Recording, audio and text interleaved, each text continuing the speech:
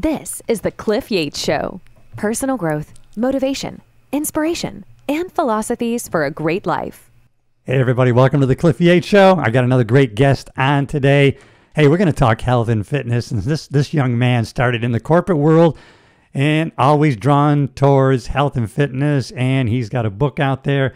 And we're going to send people to the stepladdersystem.com, his website. I'll include all the links, but he's into health, fitness, strength training. He coaches people and positive aging, which I'm all about because pretty soon I'll be at midlife. Let's bring him right on. I got a great guest, Mr. Gryn. Brian, thanks for joining me, brother. Yeah, thanks for having me on, Cliff. Appreciate it. Am I pronouncing that right? Gryn? Is that proper? Yeah, you did it right first time. All right, man, I hit it. Yeah. So are you coaching like individuals, or do you like do corporations or stuff like that? Or I used to actually, when I first started out, I used to do small groups, probably 4 or 5 people at the same time. Now, yeah, more one-on-one, more individualized. Just found that was a better sweet spot for me, and found I could get some better results with clients. So more one-on-one now. Hey, I want to ask you about, in one of your latest interviews, I noticed in one of your videos you just put out there was on the kind of the compressed eating window, and there was a study that was out that was 91% increase of cardiac arrest or whatever, cardiac disease, and so, but not really based on a well done study, right? Yeah, I wasn't going to do that video, but I had a decent, not like a ton, but a decent amount of people like message me because they've known, from my past, I was, when I first started in the health game, I did nothing around compressed eating, and then I've sort of got into it, and now I've come full circle. I do some of it, but either way, I did the video on fasting because I thought that this study that came out, which was just epidemiology, and the headline, it just shows you how the media can sort of try to sway you, and I just thought it was a right thing to do because it was all over. I mean, all over every, like, Forbes and all these big time media outlets for like this. Like, it really wasn't even a study. It was like a survey that was done over like a 10-year span, like a questionnaire, and drawing references to having a cardiac event if you compress your eating time within 8 hours. I just thought it was almost like silly. So I had to do a video on it. Yeah. Oh my God. It's so, and you brought up in your video, which is so true. If people would just look at, hey, who's paid for this study? If it's the dairy industry, guess what? The results are probably going to be skewed in that regard. You really have to look at who's funding this study, right? Yeah, so much so. There's so many studies, and some great and some where it's just like, there's a lot of conflicts of interest involved, and that's just the world we live in, and money talks. So yeah. I like, I don't know if you ever read anything by Dr. Greger. He does nutritionfacts.org, and he does a lot of FOIA requests to find out the results of this study and who actually funds the study and what the truth really is. So I like what he does, but he's a little bit too plant-based for me. I went there for a while. Okay. So I went totally vegan for a while after I watched Forks Over Knives and all these things. And you know what? All my numbers were fantastic. Everything went down, triglycerides, cholesterol. But you know what was high still?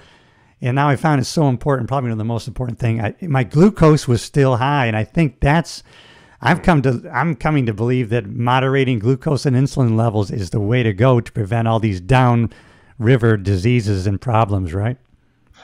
Yeah, it's interesting. It's hard to just say and pinpoint one thing. Right. I think it's important to monitor, your blood glucose. Fasting insulin's another one. But I actually have a fairly high fasting blood glucose, and I haven't really been able to point my finger as to what's causing it. It's nothing like too crazy, but and I lead a very healthy life. I find I lead a very healthy life. Yeah. So sometimes, there's some individualization that, there's some N1s and sometimes you just sort of have to self-experiment. So I don't like to make a huge blanket statement. I think That's happens a lot in the health and wellness. Like, oh, someone's having great results on carnivore. Well, everyone should do carnivore. It's like, Right. so, I don't necessarily like to make any blanket statements, but you got to sort of find what works and do tests and test, blood tests. And nowadays there's so many ways that you can sort of see what's going on under the hood. Yeah. Are you at the, are you like at the 100 or over mark on the glucose or? No, like if I did it randomly in the morning when I got up fasting blood glucose, I probably am around 95, 94 in that range. God, that's what I want to get to. I'm at 101. Okay. But of course, my doctor said your A1C is 5.6, so it's okay. But I still would like to get it down to maybe 5.5 A1C, and I want to get down to 95 glucose. So, well, it's interesting, and if I know you listened to one little video, but I recently posted a video with Brad Marshall, and Brad Marshall is a biologist, a very smart individual, and does a lot of self-experimentation. And he's done some interesting studies on himself, and we talk about that in the interview. But he's gotten his blood glucose down to the 80s, and did this. I won't give it all away. You'll have to listen to the interview. But no, I will. I wrote it down. Yeah. He'd be one to check out. Bright guy, and what worked for him might not be for everybody, but he's messing around what he calls the emergence diet, which is a low branch chain amino acid diet. Higher in starch. So, there's ways to get it done, and but either way. So, sometimes you just got to sort of figure it out a little bit on your own. Yeah. And so I'm following. I'm actually in the. I don't know if you ever heard of the Primal Health Coach Institute by Mark Sisson. Nice. Yeah. So I went through that. Yeah. Oh, you did? Oh my God. Yeah. So, what do you think of that? Tell me. Years ago, so I went through it years ago because a good friend of mine, Brad Kearns. Yeah, I know Brad. I don't know him, but I know him through Mark Sisson. Yeah, because they were coaching each other. They were triathletes and whatnot. Yeah. Yeah. Brad actually helped me when I got my podcast started. Great guy. I listened to his podcast because I try to sort of mirror a lot of things that he does. But anyways, yeah, I like the Primal Health Coach Institute. Yeah. I think it's a great like sort of just overall background on general health and nutrition, and big fan. So. I didn't know. You're personal friends with Brad Kearns, man. You're a celebrity, dude. Yeah. Oh yeah, I'm a celebrity. What I really find, I did this yesterday, as a matter of fact. Now there's a problem with, so Mark, he'll go like, and I think it's true. You shouldn't say that. I say compressed eating window and not a fast. Because I started with doing what he does. So in the morning I have coffee with a little bit of heavy cream in it. So it's actually not a fast, right? But you're not having, you're not having an insulin stimulated, a carbohydrate. Sure. And so, man, and I'm able to at like 11, 12 still go down to the gym and have I'm energetic. So I feel that I'm in that fat burning ketone mode, because I no longer feel those hangry or those ups and downs. I feel, man, I still have just as much energy as if I had a big meal, and I'm like 17 hours into this compressed eating window. The only thing I don't like about it, and I've been trying to play with maybe just do a few days a week, is because you brought up, it's hard to get the amount of grams of protein you need if you're, I do quite a bit of weight training, so you need a proper amount of protein grams, and with a compressed eating window, you kind of limit your ability to do that, right? Yeah, and that's sort of where I've changed my my routine and my tone for at least for myself, and even with some clients is, especially as we get older, right? Like we're sort of fighting the clock, right? So we want to build muscle, we want to avoid sarcopenia. Do we want to be in a catabolic state for the majority of the day? Probably not. No. Especially, getting, past your 40s and 50s. So yes, that's where I ran into the problem. I actually added in a meal and just tested it out. And Cliff, that might be something maybe you try on yourself and just see, where you're at. I definitely put on muscle once I added that meal in, and I'll obviously with muscle, I put on some weight, but it was good weight, I think a compressed eating window is is a tool. I think it can be good for a lot of people. And I like now to just sort of have these boundaries around my day when I have a certain time where I pick to cut off my eating. And I think that's a good place to start for most people. Because it's sort of a double whammy, right? Because you're improving digestion before sleep, you're probably going to have better sleep quality, and you're not eating late into the evening, because we all know that when we're eating past 7, 8 o'clock, it's probably not on something that's that healthy anyway. So I like that as a starting point, and that's sort of where I've taken it for myself. I have 3 solid, I would say 2.5 solid meals, and I was able to consume more calories, more protein. Not that you have to go crazy in protein. I always say like, you're right. I'm not sure what you do, Cliff, but like 0.6 to 0.8 per, grams per body weight, I think is fine. So how much would I get then? So I'm 165 now, but I really like to be like 175. You know what I mean? But I want to keep the I would say, if you enjoy working out in a fasted state, you can continue doing that, but maybe just find a time to have like either a half meal or it doesn't have to be a whole full sit down, but like for example, I added in, I enjoy Greek yogurt, so I'll do Greek yogurt with berries. I've just started doing that for a month. I do like the non-fat Greek yogurt, but maybe I should do full fat. I don't know, but I put berries in it and some strawberries, and it's like a dessert to me, right? It's just like. Yeah. And I think that's a great place if you want to add in a little bit of, well, you're already doing it, but find a sort of a window, and especially if you want to put on 10 pounds, you're going to have to probably consume a bit more.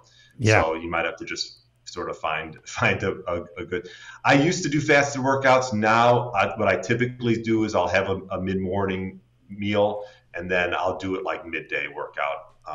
And so I'm not in a fasted state anymore, but so you can mess around with that and see, and I think that might help you, maybe put a little bit of muscle and some weight on as well. Yeah, I'm going to try that. So at 0.6, it's not 1 per 1. So maybe I just need to get like 150 grams of protein would be good. Right. I was going to say, for you, Cliff, I would say, that's what, like 0.8 ish. That's per. What's the traditional wisdom is maybe we can only assimilate maybe 30 at a sitting or a meal? Well, that was the thought for a while. There was a study. It's funny you mentioned that, because I was thinking about it this morning when I was walking. There was a study recently, and I don't have the exact source off the top of my head, but where they did take individuals and put them and had them eat like a different amounts of protein to see if actually when you went up, like let's say you had 100 grams of protein in a meal, if it actually stimulated muscle protein synthesis even more, and was the body able to utilize it? And I believe it was. So it sort of showed that, I know they said like, oh, you can only do 20 or 30 grams of protein per sitting that you can actually get some benefits from, but that study showed that you could actually take in more and utilize it as well. Yeah, I think you're right, because I think Peter Attia, he was addressing that too, where he was mentioning traditional wisdom, but he was actually banging out like 60 grams at a sitting, not knowing exactly how much, but he felt it was better to bump over. And he's really into training for if you've seen his stuff, he's got a podcast called The Drive, and it's about, he's training for the centenarian triathlon, he calls it, in other words, but he's really kind of focusing on that window between 70 and 80 or 85 where he can get up and down off the floor with his grandkids, and being able to do these kind of movements where he's kind of focusing on. Yeah, and I think a lot of us should try to focus on those years and building, being able to do those certain things. But yeah, as far as it's interesting. I had Dr. Don Layman on the show. I'm not sure if you've, but great conversation around protein. He's sort of the godfather when it comes to that stuff. Is that on your YouTube channel? I'm going to check that out. Yeah. Okay. Yeah. I've had him on once. I'd love to get him maybe back on again, but he might have been on with Peter T as well. But he talked a lot about the amino acid leucine. And so I think a lot of people get caught up in the protein when they should be maybe focusing on the leucine amount that you're getting, because that is the main stimulant, that amino acid for muscle protein synthesis. So a lot of times what people have problems if they're not eating complete proteins with this amino acid, that they're not getting full utilization. So I think he mentioned about 3 grams per sitting of leucine. So I hadn't heard that. I knew you kind of need the 12 essential amino acids really for proper assimilation of protein. I've been using a pea protein, but I think Mark Sisson, he likes whey, right? Do you have any preference on that? You know what? I've and casein's another one. I think it depends. I mean, obviously, if you're sensitive to dairy, then maybe you want to use pea or even a quality like a soy. Even though I know there's some like anti-soy people out there, but if you get a quality one, but pea protein, some of the problems around the vegetable proteins is because they don't have that full amino acid profile. But yeah, whey is obviously a good one. Actually, Brad Kearns came out with a whey protein that I actually currently using. I believe, and if it's, I have a discount on my show notes for that whey protein. I really enjoy it. There's a good creamy vanilla, and then there's a chocolate one, and I use both of them. But maybe that's through Primal Kitchen. Maybe imagine if he did it on his own. His own. Yeah, Brad decided to launch his own protein, and I don't know if he's doing more than just that, but right now he's just doing protein, I believe. And and also I believe what's cool about his protein is creatine. There's actually 3 grams of creatine per scoop. I wanted to ask you about, is there any negatives to creatine? No.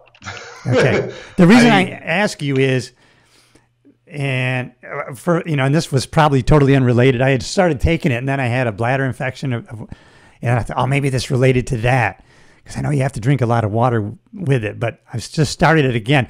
But Brian, when I take creatine, and I'm only the 5 grams, I swear I'm adding like 10 pounds to 20 pounds of every exercise that I'm doing. I think a phenomenal result from it. Yeah, I think creatine is the one of the more highly studied like supplements on the market. So like you can go and do obviously your own research, but like it was in the past thought to maybe take a toll on like was it liver kidneys health? Or liver? Yeah. But no, like it's safe. It's I have not run into any significant studies showing that it's not. And it's a compound that occurs naturally in food anyways. Right, and we produce our own, I know. But I got to tell you, to me it was almost scary, the amount of weight that I was able to do. It was like, wow, I had a dramatic results from just starting it. Yeah.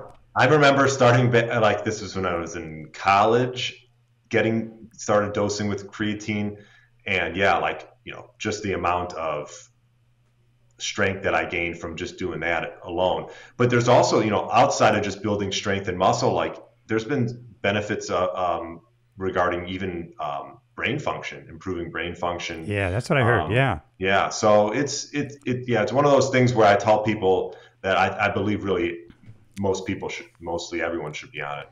Yeah, I remember I grew up around the bodybuilding world, and when I got out to California and working out in Gold's Gym, and my workout partner was an avid bodybuilder.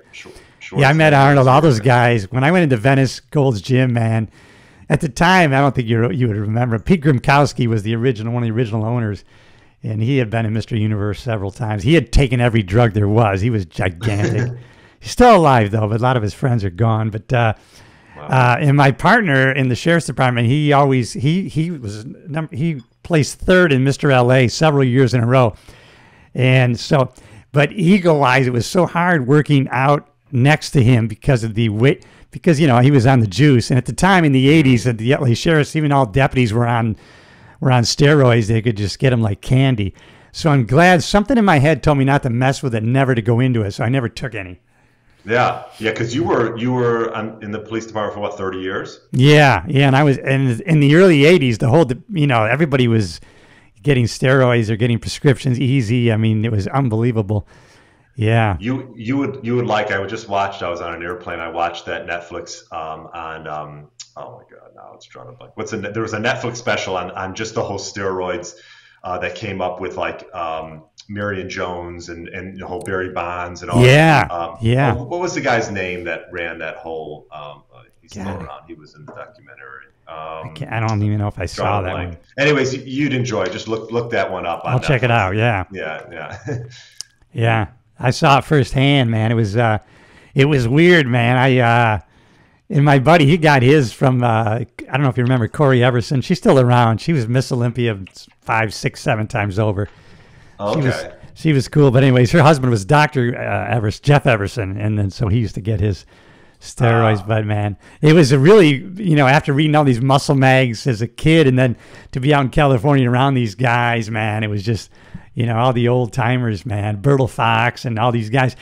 Bertil Fox was a guy that he ended up going to prison for murder. But I remember his partner, and I used to work out in this Gold's Gym in the Valley, and so his partner was a blonde-headed guy, and he goes, yeah, he got injured. He goes, I got injured, but I'm going to be going to the school. It's a wrestling thing. I'm going to try this out. But anyways, he became his wrestling name was Sting, but he ended up being big. This guy, right? So it's just funny to see all these guys. Who started working out in the and he's recently showed up on videos. This guy worked out. My partner's wife trained him for over a year. Alice Cooper, man, in the 80s. He started working out and he stopped drinking, and to this day I don't think he drinks. But I remember I was talking to him. He used to drink he drank a quart of whiskey a day, man. Jesus. But he got into it, man. He was working out on a regular basis, man. I just remembered Balco, the Balco doping. Yeah, remember Balco? He supplied all that for Bonds and all those guys. Anyways, where are you located at? I am north of Chicago, about 30 minutes north of the city. Yeah, oh my God, it was oh my goodness. Sergio Oliva, I believe, was a Chicago cop that was a famous bodybuilder. If you remember, Sergio, big, huge guy, man. It's funny now, I'm 66, right? So, and the reason I get excited is because I have more energy and I feel better than I did when I was 35, So that's why I like to share this with other people who get the myth in their head, and maybe you come across this too, right? Well, I'm not going to be in the gym 2 hours a day like you, and I got, listen, maybe 3 days a week, I'm in there 30, 35 minutes. That's it. I'm not spending, in your mind, you think I'm in there 3 hours a day. I'm not, you know what I mean? I am consistent with it, but. Right. And you don't need to be in there for 3 hours a day. No. It's like, that's what happens. People get the itch to do that, and then they burn themselves out. Yeah. And they're better off just doing 3 days a week and just being consistent over a long haul.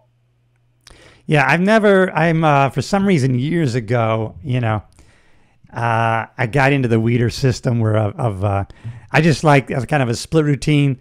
So I just like doing, chest back together. And then I like doing shoulders and arms because, you're kind of pre-exhausting the triceps with the presses. And then I do like to do legs alone just because I feel if you're flushing all this blood into the lower extremities, you should keep it there as long as possible, right? Yeah. I mean, splits are a personal thing. I've when I first started, it was back in the this is 20 years ago, but back and shoulders, triceps, chest and arms, back and shoulders, legs was my split. Okay. It was 3 days a week, but probably over the last 5 to 7 years, give or take, I've just done upper body, lower body splits. Oh, I like that. That's a good idea. I like so. Tell me about that routine because that would then I could do a full body just in 2 days. I like that. Yeah, so one of the big changes that I made it's probably been at least 5-6 years now is wanting to hit each body part twice a week, right? Yeah, twice a week. And so legs twice and then upper body twice. I've always been more geared towards lower body. A lot of guys in general like upper body. I've always been the opposite. So that's like, I love that. And it sounds like you do as well, Cliff, just doing legs on its own. And so, yeah, so I'll do upper, lower, rest, upper, lower, and then that's 4 days, so that's solid right there. I've messed around, especially in the winter in Chicago, so you have a little bit more time. I've messed around with push-pull legs, rest, push-pull legs. Now, 6 days for me is probably a little bit much. So to sort of blend the two, I'll do push-pull legs, Okay. rest, and then upper, lower. I'm going to try that because I like to get everything in twice a week also. But to do that, I'm going to have to do, if I'm doing the 3 days, then I got to do two 3-dayers, and that's 6 days. I'd rather just do the, so, oh my God, I'm going to try that. Upper body 1 day, then lower body. And how many sets per muscle group are you doing? Let's say we're doing chest, because I've been doing like, 15. Yeah, so that's where it might get a little tricky when you do an all upper day. Yeah, it might take a little bit longer. That's why the push pull is not bad if you want to isolate the upper body a little bit more, especially in a trained individual. I mean, someone just starting out, I think upper, but there's days where so I guess to answer your question, it sort of depends. Like for you, Cliff, you've been doing it for a while. Maybe start with upper lower if you feel like that upper day is like just taking a bit too long, or you're not getting enough sets in. I mean, I think if you could get, I think 6 sets per, if you're doing six sets of chest, 2 separate exercises, and then 6 sets of, you got shoulders, with buys and tries, they're already sort of getting secondarily worked. Exactly. They're pre-exhausted on the other stuff. Yeah. Right. So. Yeah, and you can always just heighten that intensity, just be, cut down the rest time in between, or maybe throw in some supersets or whatever. We'll cut the time down, but increase the intensity. Yeah, I like that. I'm going to try that because it would be easier to do 4 days consistently and getting everything done twice than trying to do the 6-dayer when I turn it around, because I end up doing 5 days usually, and then I feel like I've cut something. This would be a lot better, I think. And since I'm already in the gym, to add another 20 minutes, who cares? I'm already there, right? And then I'm cutting out 2 extra days. I don't have to be there because I play tennis, and I'm kind of doing the primal thing where I'm moving a lot and doing things other than just the resistance, Yeah, I think you'll like that. I think a 4-day split for you would be good. Hey, do you know what I do? And I really love doing this, and I've gotten really good at it. It's really fun. I do it on the island. We have a summer place on the island, so I kind of have to do modified workouts, but man, I jump rope a lot. I love jumping rope, man. Mm-hmm. And it takes a while to get kind of good at it. We can do that boxer skip, and when you start to get that way, and you can cross them up, and if you do it properly, you should only be off that ground like a half an inch at that, and so you're not getting the pounding unless you're doing it improperly. So, but man, I love because I think you're getting probably a high intensity cardio workout within 10, 11 minutes than you would even in an hour of jogging. Yeah, I mean, I love anything that takes less time. It can be somewhat efficient. I put a Rogue Echo bike. I don't know if you've ever been on those. You probably have, Cliff. I haven't. No. Yeah, it's those big it's those big bikes. A lot of CrossFit gyms have them where there's that big fan. Yeah, right, I like that. Right? I like the look of it. Yeah. Let me tell you, that thing, you don't need to be on that for long. That anything that takes less time and can be efficient at getting the work done, I think's a good way to go. Yeah, I think you're right. And then I'm trying to incorporate, Mark's one of his primal laws of moving a lot. So I've really been conscious of, because I was always, for 50 years, I've been very consistent in my workouts. I get in the gym and I get it done. But sometimes I'm getting that hour working it, or 45-minute workout in, then I'm back home doing nothing. So now I'm more concentrated, move more throughout the day, getting those workouts in. But hey, maybe a 20-minute walk in the morning, maybe a 20, 30-minute walk in the evening. Maybe I'll just throw down some push-ups now and then, I mean, honestly, I think one of the more underutilized ways to stay in shape is walking. It is. My wife is an avid runner, so now she has switched to walking. Hey, what do you think about Peter Attia does rucking? Do you think that's good? I think that would be good. Oh, where he puts things on his back, Yeah, like there's a whole like yeah. industry, rucksacking, or like Go Rucking, I think, is a company that just deals with selling those backpacks. Uh, yeah, I mean, I think that'd be great. I mean, I've never actually sort of done that, but that's another way that you could probably do an efficient workout within a period of time and add some weight to your back. I think, obviously it'll help strengthen your legs and your trunk and things like that that maybe you're not necessarily getting when you're just walking. Yeah, so Mark and his thing also lift heavy things. So Peter Attia was big on it. I never have been doing this. For the core, I would do hyperextensions and abs and whatnot. But he was big into deadlifting, and he used that hex bar. I've been using that, just standing up, lifting a heavy weight with that. He walks with it. But do you do any deadlifting, or what's your feeling about that? Yeah, so it's interesting. I do deadlifting. I don't go like crazy heavy, but Right. like some of these guys. But yes, I incorporate definitely. I think if you're not incorporating some type of hip hinge into your workout, whether it's a deadlift or a single leg deadlift. I also have been doing a lot of suitcase carries, where you're actually holding weight on one arm, and walking with nothing on the other. And Oh, I've never heard of that. Now, what's the idea behind that? yeah, so it's you could call it almost like a core exercise, but it's a great way to build the stabilizers around your lumbar spine, which is important because your lumbar spine is meant to be, in order to have a strong back, which a lot of people, have as they get older, get back issues. Yes. It's because they're not necessarily building that. You could call it strength or almost like stability around that lumbar spine, which is your lower back. So I love doing suitcase carries where you're just holding like, let's just say you're holding a 50, 60, 70 pound weight on one arm and just walking maybe 50 yards and then switching arms and then walking. And you really got to stabilize in that lower back region. And I think that's a great adjunct to anyone's program. Yeah, I'm going to try that because I would have thought, oh, that'll be unhealthy. I need to balance it out, so it's not good to have the one side. But actually, because we need those supportive muscles that get engaged, right? Those spinal, there's a bunch of them back there that Yes. they really neutralize our spine to keep it steady.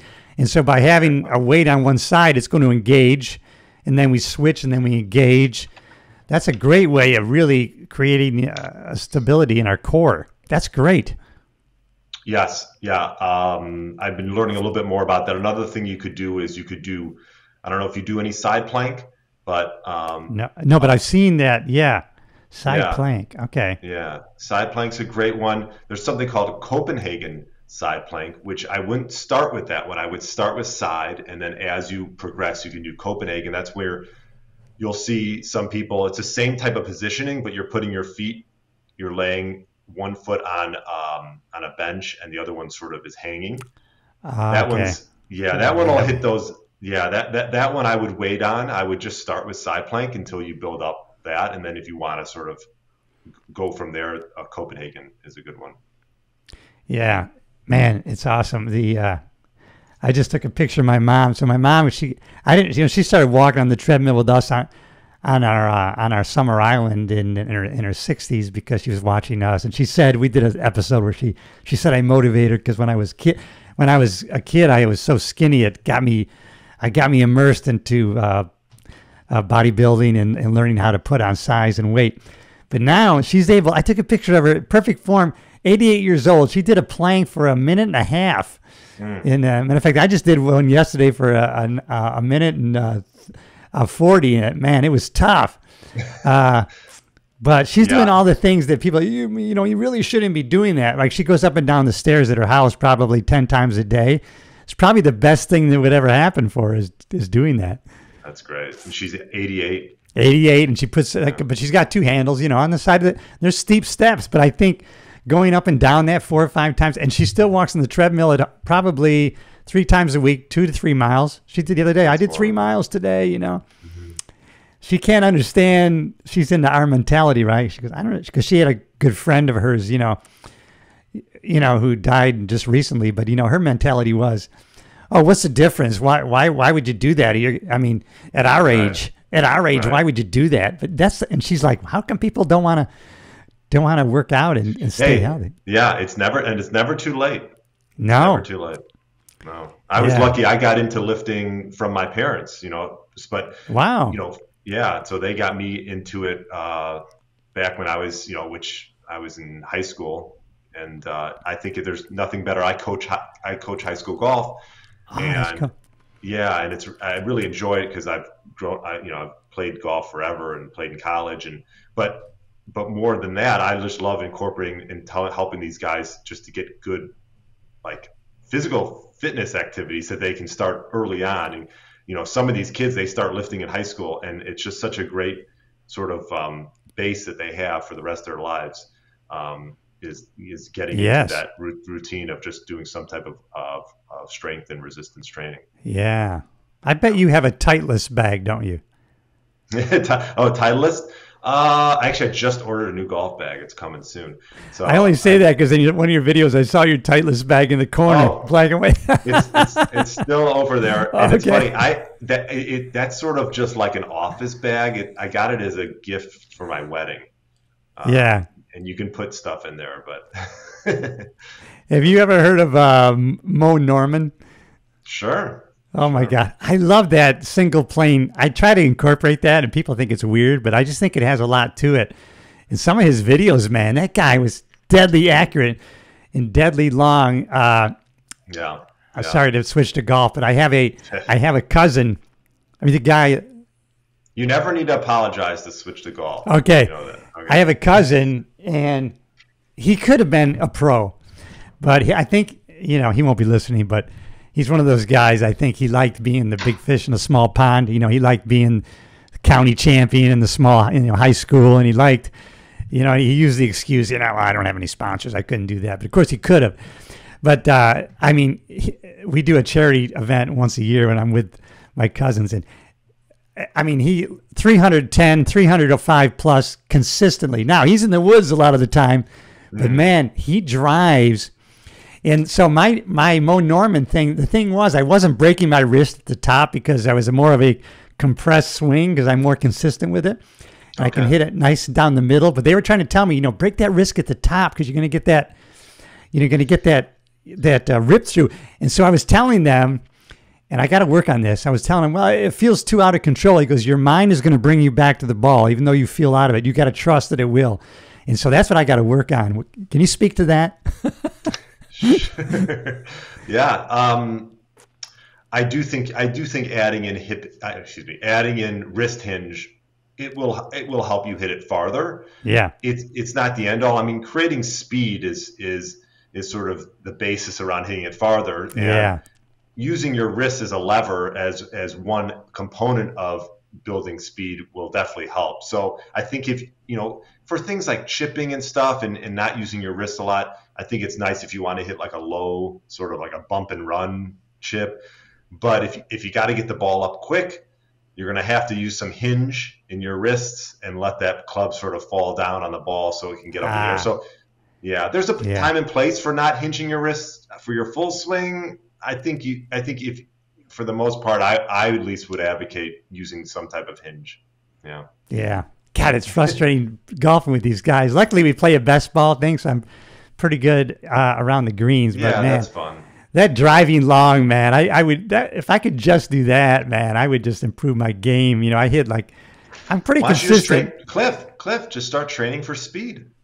Yeah, right. A club has speed, right? Yeah. Yeah, just start. There's a system. There's so many systems out there, but I use one called the Stack, which has gotten a lot of notoriety because Matt Fitzpatrick was using it still uses it, I believe. And so there's a lot of systems. I'm not saying this is the only one. The one thing I like about the Stack is it sort of gives you sort of a workout, right, that you should do maybe twice a week, or 2-3 times a week. But, you could focus on that. You're in good shape.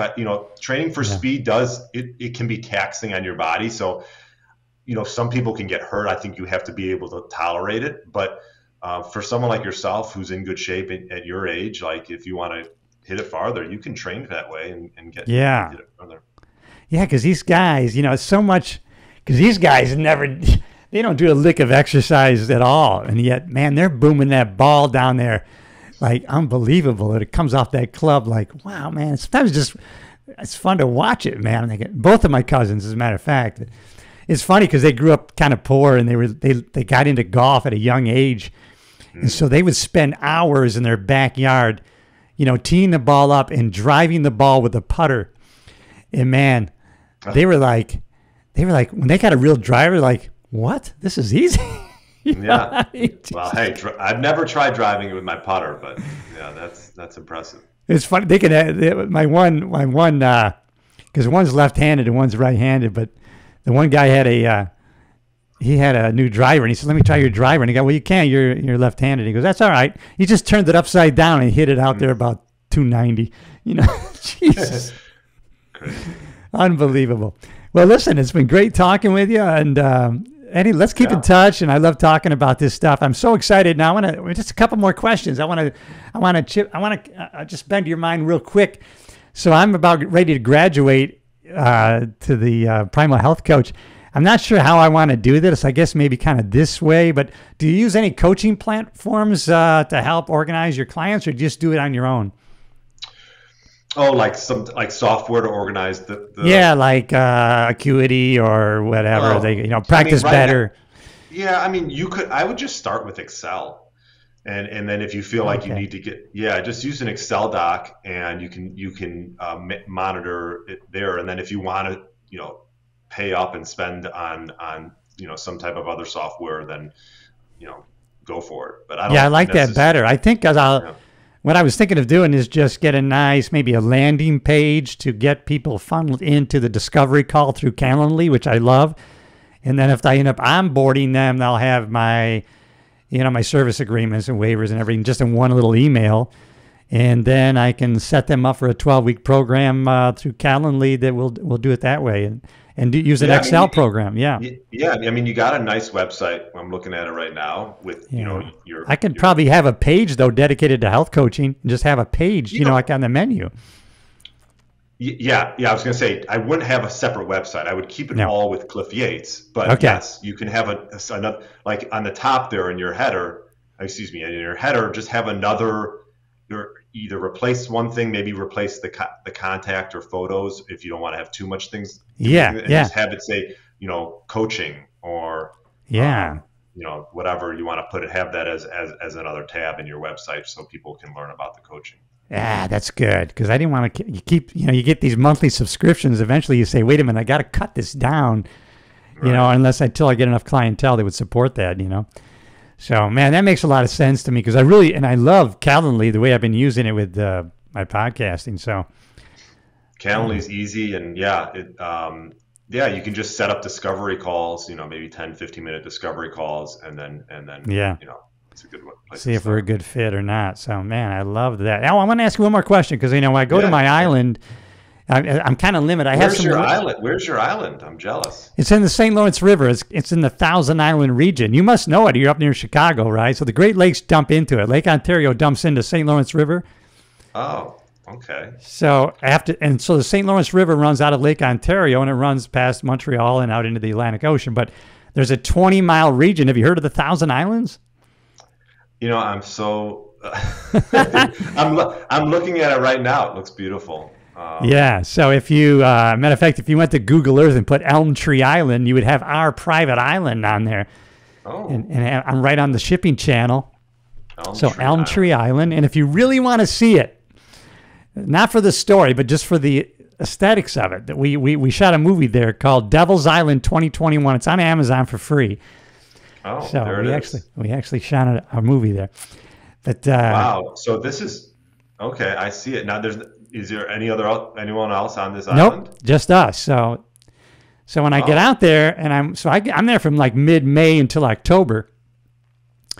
So I have some weights, a treadmill, and I have like a pulley system, and my jump rope, and I do a little Mark Sisson stand-up paddleboarding every day, and but I'm wondering. I saw in the gym and also at the tennis club I'm at, they have that TRX system. Have you ever used that or? So are you looking for something that you could bring to the island that's not that won't weigh you down, but you can do some stuff with it? Yeah, because I do already have weights out there, so I can do, kind of basically almost everything. Dipping bar, I got all that stuff, but tricep push downs, and I kind of got it. But I saw this TRX straps, and I go, well, that's something you can take anywhere you want. Yeah, I mean, TRX, you need something just to hang it on, but yep, yes, I got that. Yeah, TRX straps are good. A device that, and I've had them on my podcast, and there's other versions of it, but like the X3 bar is a cool system where there's a ground plate, there's sort of an Olympic bar, and then there's different bands. So it's resistance bands, it's easy to travel with. And Dr. John Jaquish, who I've had on a few times, yeah, he developed this, gosh, I don't even know, a while ago. But maybe 6 years ago, give or take, 7 years ago. So that's one that you can check out, and that anyway. So, but yeah, TRX is great. And resistance bands is something I never used to use, but now I find especially just a good way to mix it up and a little bit easier on the joints as well. Great, I'll check into that. If somebody wants, can they work with you one-on-one still? Yeah, they can connect with me through bryangryn.com, which is my website, and then the book they can get through that, or stepladdersystem.com as well. And yeah. Well, we're gonna have to get together again and talk more about the step ladder system for sure. And that's a book in and of itself, right? That you wrote. Yeah. It's a book. It's a PDF, but it's also you can get it on Amazon as well. Great. So whatever reading whether you want to use a PDF or if you rather just get the actual book. So. Oh, great. All right, I'll put all those links in, man. Ms. Bryan, it's been a pleasure talking with you. You got me fired up. I was going to take today off. I might just have to do a workout or at least walk the beach for 2 or 3 miles and get some of those negative ions, man. But I really appreciate your time. Hang out for a second. We'll do a little debriefing. But Bryan Gryn, go to bryangryn.com and check out the stepladdersystem.com. Get the book. Sounds like it's also a workbook that can get you going on what you need to be doing every day, right? Yeah, for sure. Yeah, it'll help put you into action. So that's what we need to do. Forget not just the thought, but get to action after the thought. Get things moving. All right, everybody. Hope you enjoyed this episode. You may know somebody that should hear this. Share it with them, and I'll see you on the next episode. Thanks again.